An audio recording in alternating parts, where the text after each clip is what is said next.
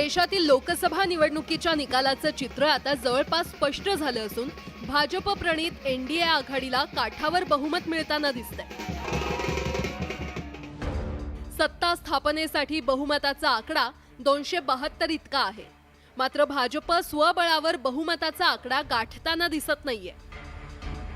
त्यामुळेच देशाचा पंतप्रधान कोण होणार याचं उत्तर 14 जागा पटकावणारे नितीश कुमार आणि 16 जागा मिळवणारे चंद्रबाबू ठरवणार आहेत। एनडीएच्या जागांमधून या 30 जागा वजा केल्यास बहुमताचं गणित बिघडणार आहे। त्यामुळेच इंडिया आघाडीच्या नेत्यांनी पडद्यामागून हालचाली सुरू केल्यात।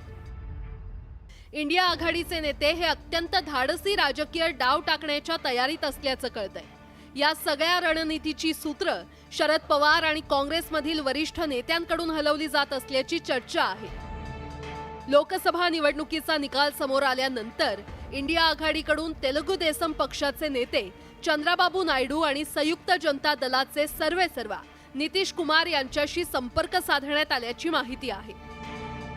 यापैकी इंडिया आघाडीनं नितीश कुमार यांना उपपंतप्रधान पदाची ऑफर दिल्याची चर्चा आहे। नितीश कुमार आणि तेलुगू देसम पक्षाशी शरद पवार यांनी फोनवरून संवाद साधल्याची चर्चा राजकीय वर्तुळात आहे। मात्र शरद पवारांनी हे वृत्त फेटाळले। बातचीत हुई नहीं, बातचीत करने की उम्मीद है।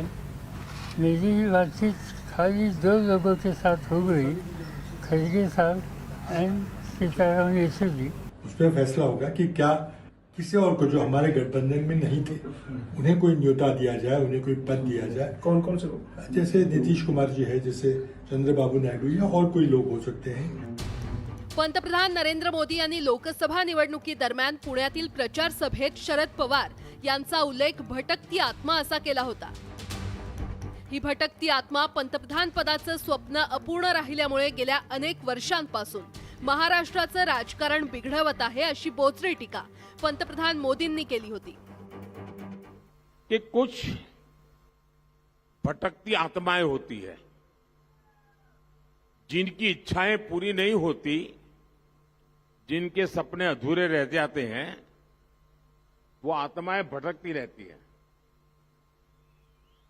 और फिर खुद का नहीं हुआ तो औरों का भी बिगाड़ने में उनको मजा आता है। हमारा महाराष्ट्र भी ऐसी भटकती आत्माओं का शिकार हो चुका है। आता लोकसभा निवडणूक निकालानंतर मोदींनी उल्लेख केलेली हीच भटकती आत्मा एनडीएतील घटक पक्षांना हाती धरून भाजपचं तिसऱ्यांदा सत्ता सोपान गाठण्याचं स्वप्न भंग करण्याची शक्यता आहे। त्यामुळे 2019 नंतरच्या महाराष्ट्रातील राजकारणाचा एकूण पॅटर्न पाहता कोणतीही शक्यता नाकारता येऊ शकत नाही। Bureau report, news 18 Lokmat.